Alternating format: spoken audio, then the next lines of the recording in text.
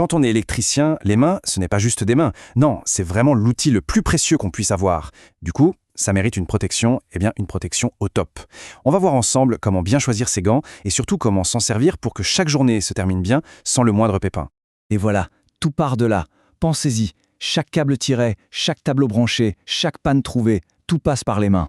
Alors les protéger, c'est pas juste une recommandation sur un papier. Non, c'est la base, la condition numéro 1 pour pouvoir faire ce métier longtemps et en toute sécurité.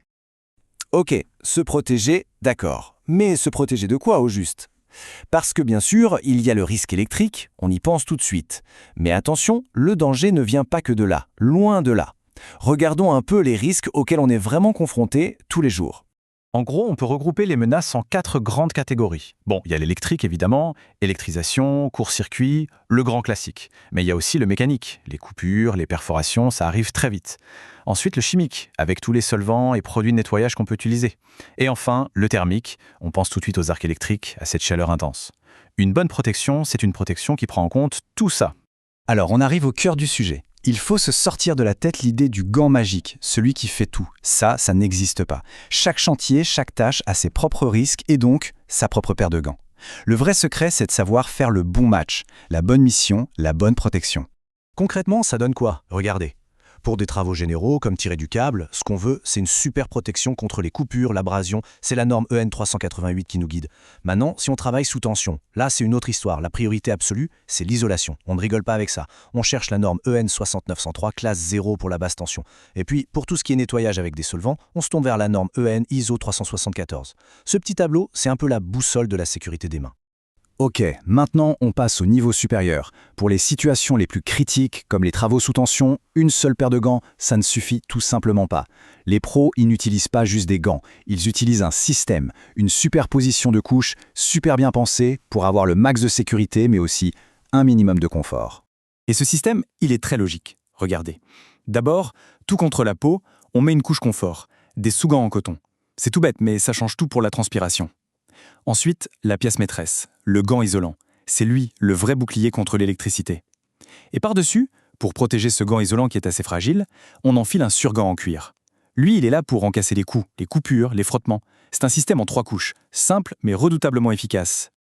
Là, l'image parle d'elle-même, non? D'un côté, on a le gant de manutention classique, costaud, parfait pour bien agripper les choses. De l'autre, on est dans un autre monde, un équipement beaucoup plus technique pour un travail de précision sur une armoire électrique. Ça résume bien la règle d'or en fait, c'est toujours le travail à faire qui décide du gant à porter. Bon, avoir les bons gants, c'est bien, c'est le début. Mais ça ne sert à rien si on ne s'assure pas qu'ils sont toujours en parfait état. L'entretien et les bonnes habitudes, c'est tout aussi important. C'est ce qui fait qu'une bonne protection, le reste.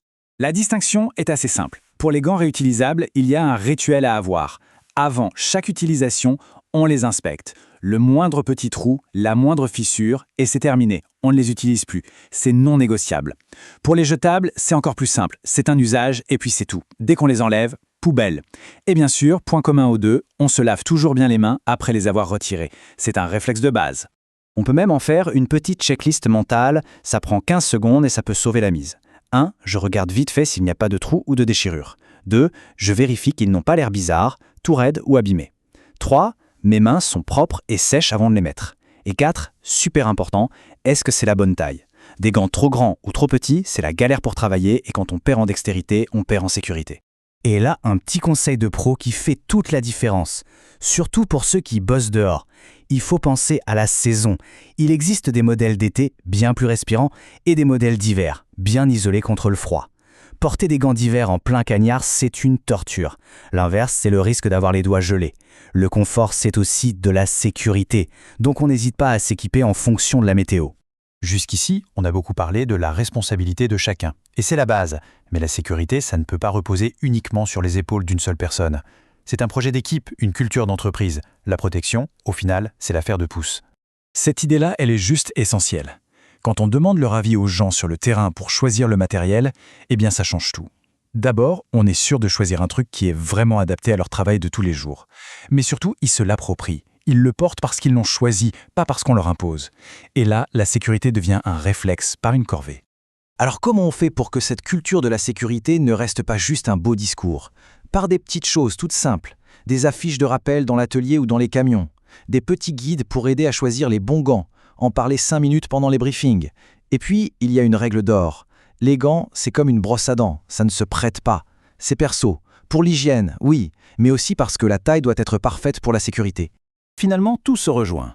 Un travail bien fait, un travail de pro, ça va de pair avec une vraie culture de la sécurité. Ça ne peut pas être séparé.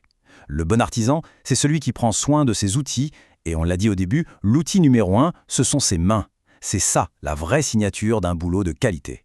Allez, on finit sur une question toute simple, mais qu'il faut se poser tous les matins.